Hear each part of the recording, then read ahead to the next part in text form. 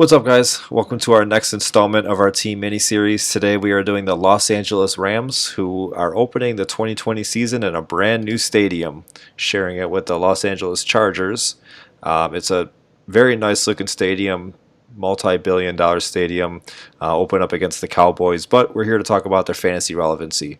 I got Jared Goff I got him about 4,400 passing yards, 26 touchdowns, 13 interceptions, another 80 rushing yards on the ground, and then two touchdowns, putting him at about 328 total fantasy points, using 6 points per touchdown scoring, which is an improvement from last year. We're going to hear a lot about from Doc here that he is a Rams fan, that he thinks Jared Goff is a system quarterback, and that might be so. But I mean, we saw 2 years ago he was a really good system quarterback. I mean, he threw the ball really well. He's got a nice trio of wide receivers plus a wide receiver that they drafted in the draft this year. So I could definitely see him having a nice year again, and especially with Todd Gurley not being there anymore. There's really no competition behind him, nobody to really threaten his job, and I would certainly hope not, because they're paying him a lot of money. So hopefully he's not on the bench at any point. But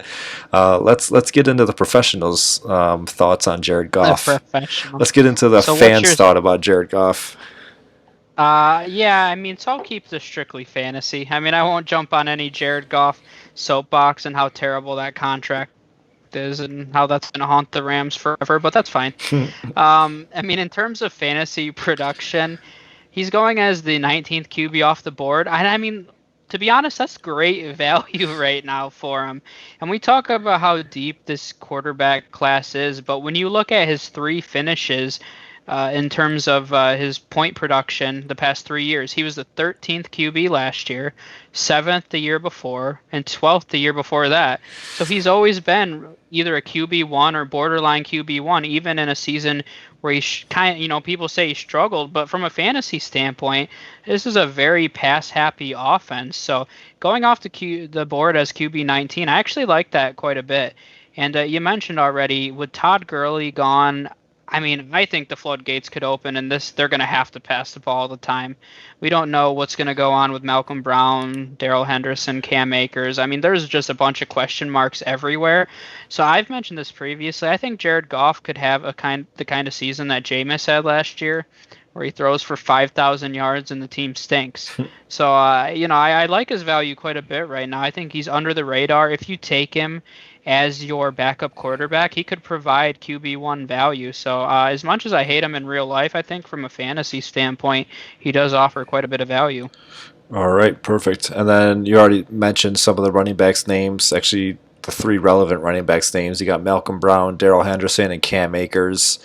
I think it's really tough, especially with the kind of offseason that we're having. Who's going to take over the lead in this backfield? Is there going to be a lead in the backfield, or are they going to run a committee? But the sexiest name is Cam Akers. They drafted him in the second round of this draft. A draft that they didn't even have a first round pick in, because they went out and traded for Jalen Ramsey. So he was essentially one of their first picks. He was their first pick, correct? They didn't have another second round pick.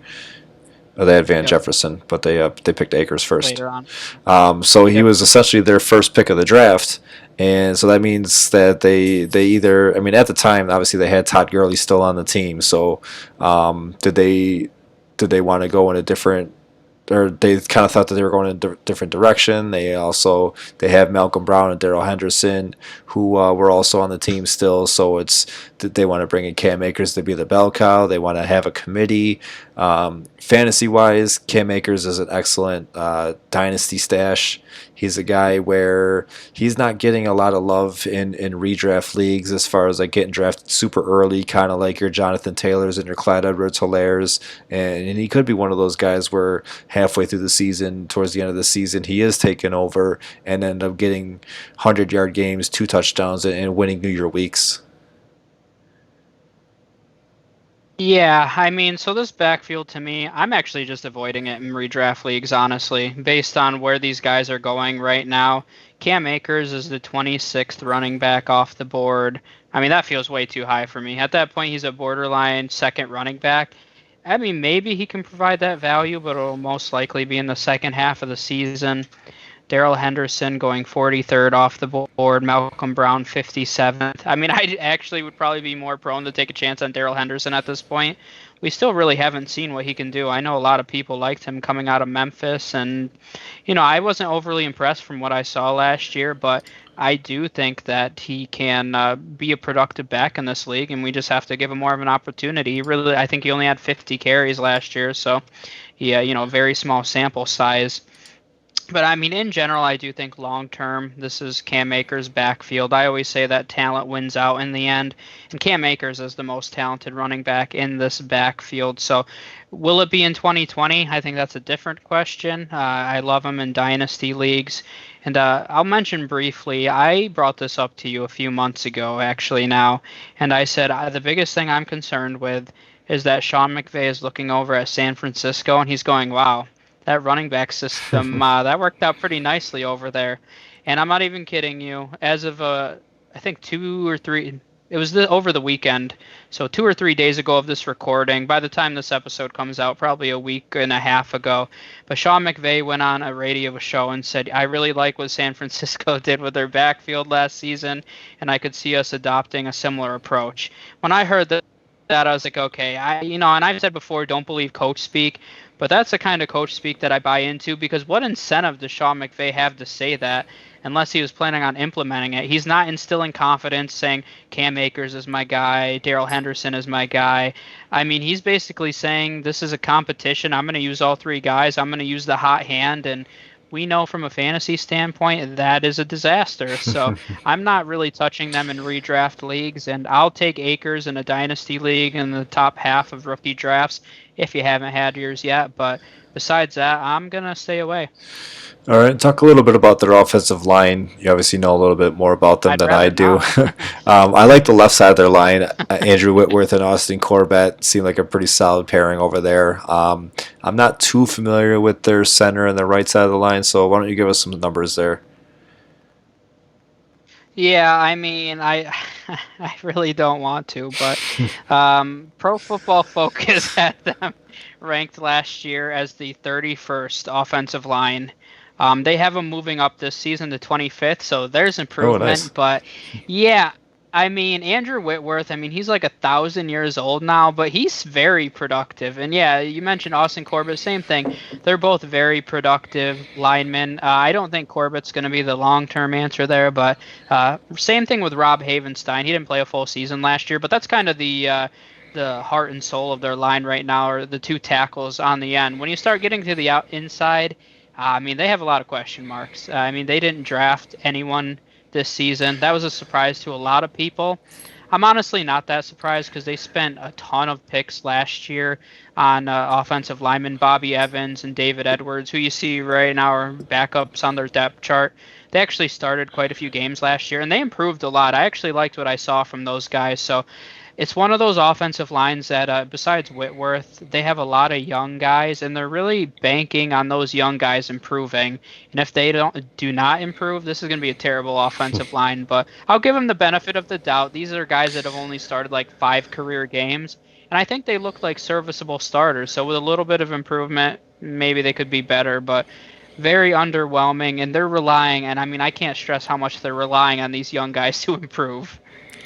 All right, let's raise your spirits a little bit. Let's talk about a position that they do have some good weapons there. That's their wide receivers here. Okay. Cooper Cup, I know you Yeah. love him. Robert Woods, I know Zach loves him. Josh Reynolds, and then Van Jefferson, another guy that you love. Yeah. What's your thoughts on these guys here? Yeah, it's funny because I love some prospects pre-draft, and I swear they always get drafted by the Rams, and it kind of freaks me out. And it didn't happen at running back, because I love Travis Etienne, and I was really hoping Gurley had one more year so they could draft Etienne, but that's probably not going to happen at this point. But wide receiver wise, Cooper Cup, I still think he's underrated, and I don't. People always say I'm biased when I talk about Cooper Cup, but he was productive last year. He had 10 touchdowns. That was second in the league, and it wasn't all because of and I'll talk a little bit about their offense because that's a big topic of conversation, not only among Rams fans, but just in the fantasy community in general. But Cup was third in red zone receptions, second in the league in touchdowns, and he had a touchdown in 5 straight games to end the season. I mean, that's impressive. People say so they switched their offense in the second half of the year last year. They played more two tight end sets and only two wide receivers. So Cooper Kupp actually lost quite a few snaps to Brandon Cooks in those two wide receiver sets.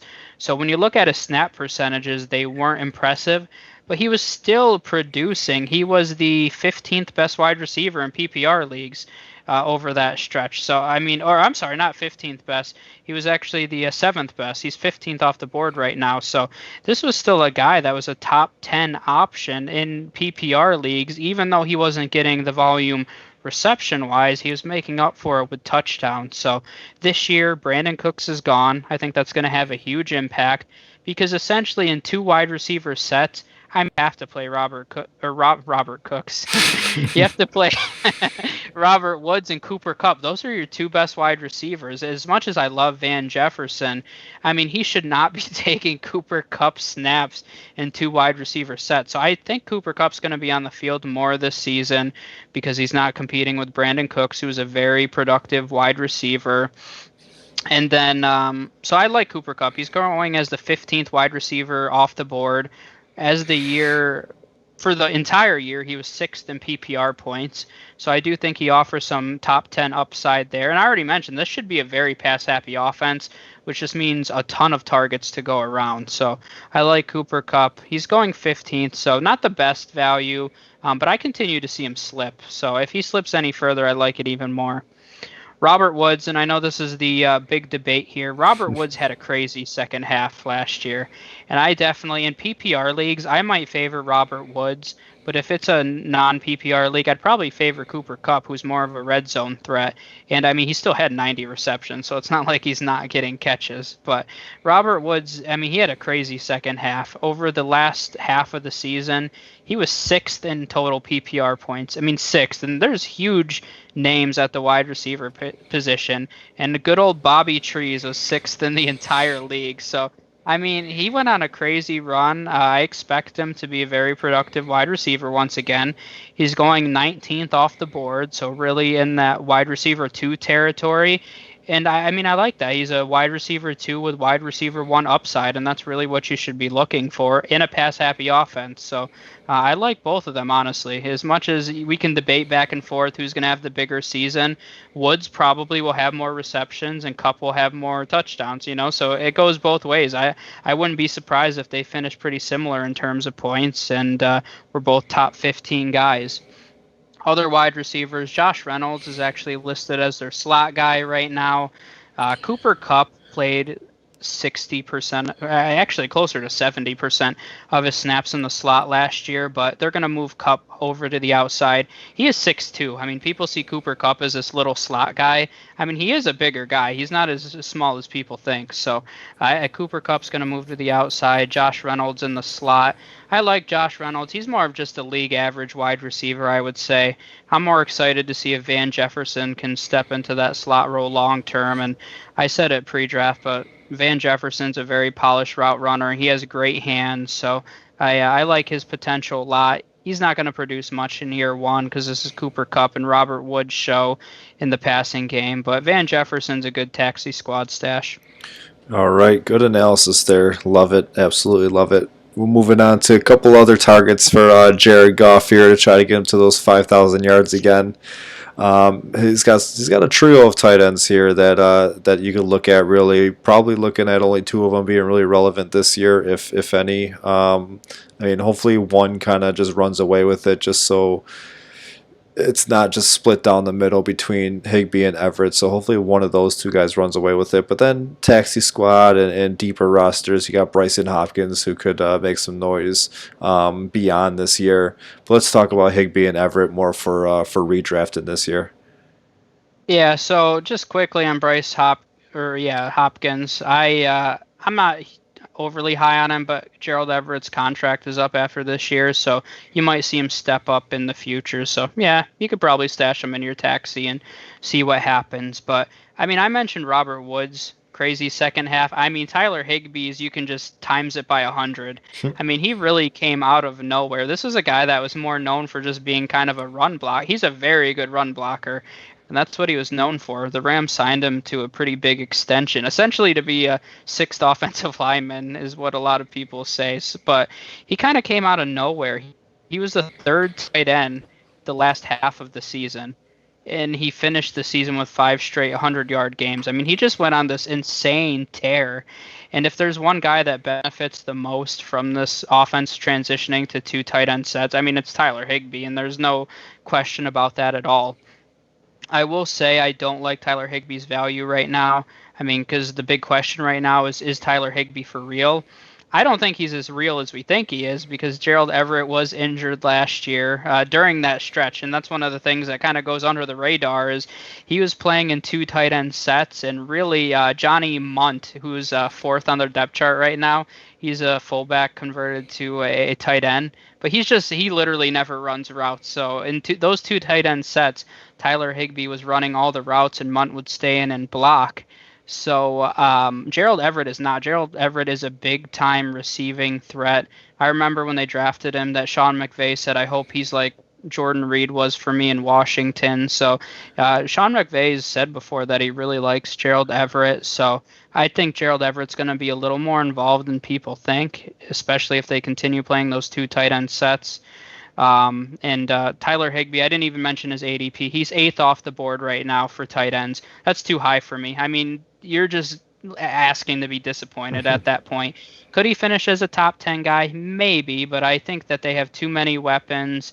I think there was a lot of factors in his favor during that stretch last year. So, and I've mentioned before, this is a very deep tight end class. I'd rather wait a little bit. You can get Noah Fant later, Mike Gesicki. I mean, there's a whole list of young guys you can get much later than Higbee. So I hope Higbee performs as a Rams fan, but from a fantasy standpoint, I'm not as optimistic. Yeah, eight's definitely a little too rich for me. I'm thinking more of like a Hayden Hurst around that area instead of a Yeah, Tyler Higbee. exactly.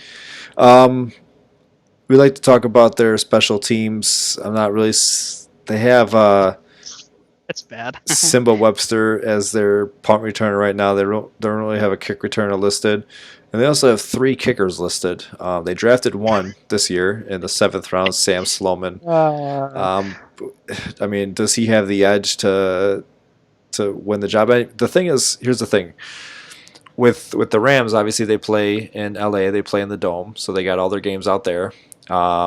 They play in San Francisco, they play in Seattle, who could get windy and rainy, and then they also play in Vegas, who also has a new stadium, new dome too. So, and we talked about how this offense can. Now the running backs are lacking a little bit, but Jared Goff and company could throw the ball and get into the end zone, and between their wide receivers and tight ends, they could probably put up some points. So we're probably going to want to keep an eye on which kicker is kicking field goals for them and getting the extra points. But who do you think has the upper edge? Because I think whoever it is might have a chance to be on somebody's roster. Yeah, I mean Sam Sloman is the rookie that they drafted. I mean, when you draft a kicker, you're probably planning on using them because you can just grab a kicker off the waiver. Honestly, most of the time, like Rodrigo Blankenship was the number one kicker coming into the draft, and he didn't even get drafted. So the Colts ended up signing him. But to me, when you're drafting a kicker, you're pretty confident that he's going to be your guy.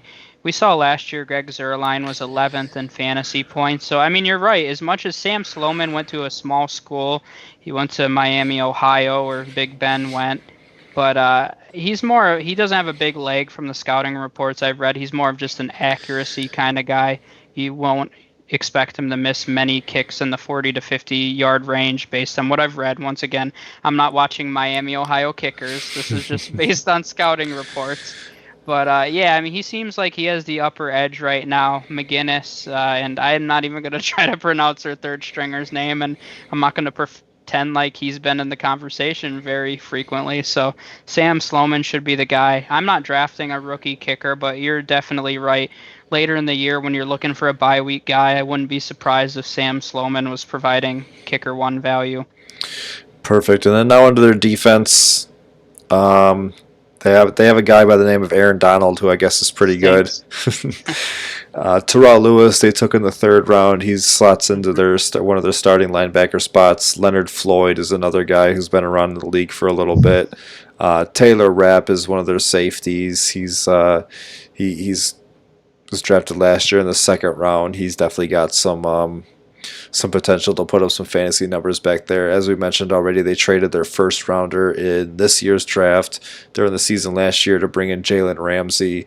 It's another Mhm. one. We bring it up every single episode about the starting cornerbacks, the number one cornerbacks. You're really not targeting the number one cornerback on your fantasy teams in IDP leagues because they're not getting the balls thrown their way. Ramsey is one of those guys. I mean, he may have lost a step a little bit since a couple of years ago, but he's still a top 10, or not top 10, but he's still a top end cornerback in this league.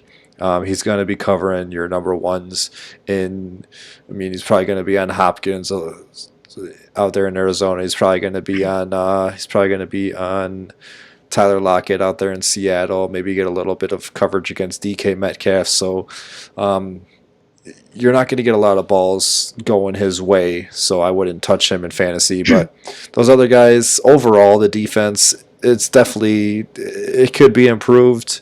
But they do have some good IDPs that I just mentioned, and Jordan will break them down a little bit better. He knows the team a lot more than I do. Yeah, I mean, so the Rams as a whole last year, they were actually fifth in terms of scoring. They tend to put up pretty decent numbers, especially when they had Wade Phillips. We'll see if that changes at all moving forward. But under Wade Phillips, they were usually a top 10 unit in terms of fantasy production. I mean, I'll talk about Aaron Donald first. I mean, he's pretty much, and this isn't me being a Rams fan. I mean, pretty much no matter who you ask, he's the best defensive player in the league. I mean, definitely top five if you really want to start arguing about it. But and he's just as relevant in IDP leagues as well. He's been top 10 every single year he's been in the NFL, except his rookie year. He didn't play a ton that year, but he's been a top 10 defensive lineman every single year. So very consistent. Uh, Along that defensive line, they play a 3-4. Sean Robinson they got from Detroit. He's more of a nose tackle, not much value there. Same with Michael Brockers, who will be on the other side of Aaron Donald. He's just a run stuffer, not much production in terms of sacks there. Their linebacking core makes me very nervous. And I think one of the biggest losses of and this isn't just me being a Rams fan, but I think one of the biggest losses of this offseason was Corey Littleton. I mean, they lost their leading tackler. He was all over the field, and he was one of their captains. So it was a big loss for them. And it was kind of funny when I was going through this depth chart and preparing this a little bit.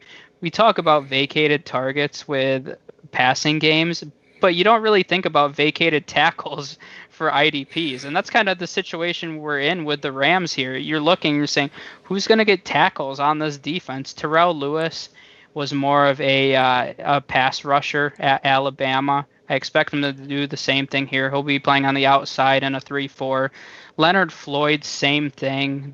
He's replacing Dante Fowler from last year, who went over the Falcons. Fowler had over 10 sacks last season.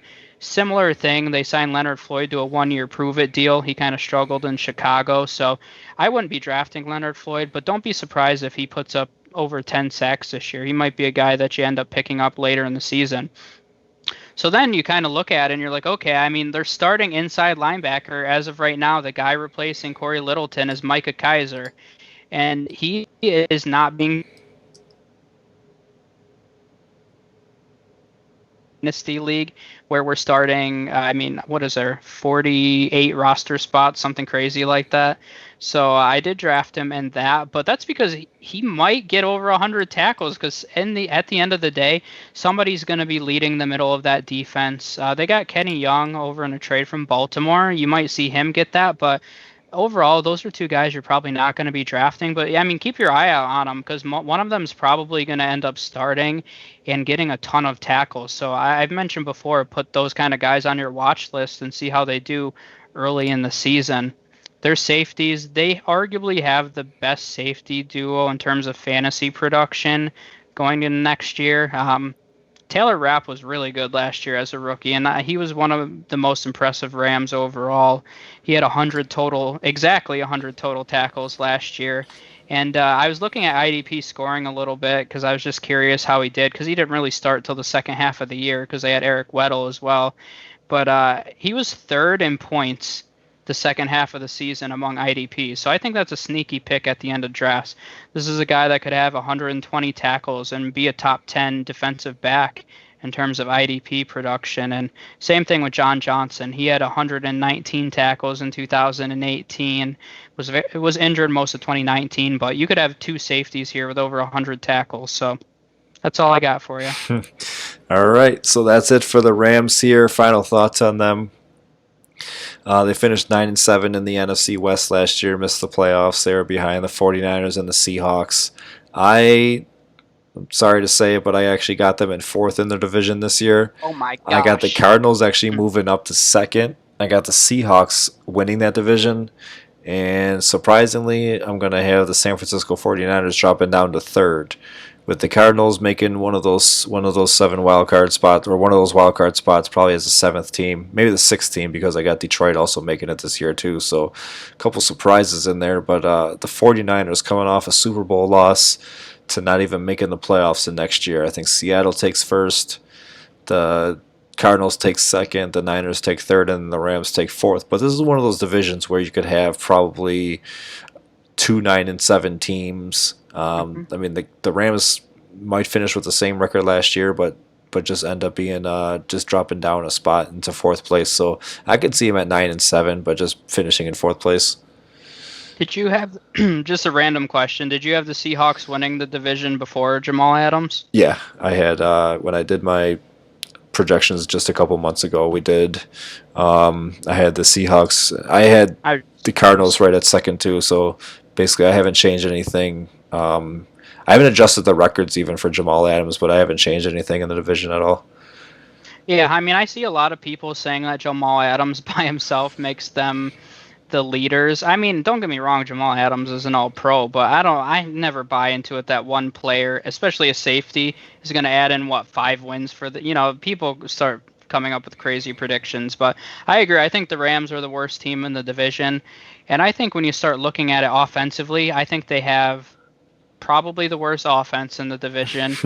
I think they could definitely have the worst defense. I like a lot of the moves the Cardinals made defensively, actually. So I think they could have the worst defense in the division. So, yeah, I mean, I'm not overly optimistic. I talked about it. Their linebacking core has a ton of questions. So and so does their secondary. They lost some pieces there as well. So there's a lot of question marks, and I agree. I think they're going to be in last this season, and then I think it'll be a dogfight at the top. I don't know if I'm quite ready to say the 49ers will be in third. I do think the Cardinals can be in contention for a wild card, but the 49ers defense is just really good, so I don't know if I'm quite ready to drop them out of the playoff race. But focusing on the Rams, yeah, definitely last place. As I mentioned, worse offense, worse defense. I really wish they didn't have Jared Goff because I would love for them to implode this season and get Trevor Lawrence, but they're kind of tied. Nobody's going to take that Jared Goff contract. No, not at all. So they might finish last in the division, but they're going to have one of the best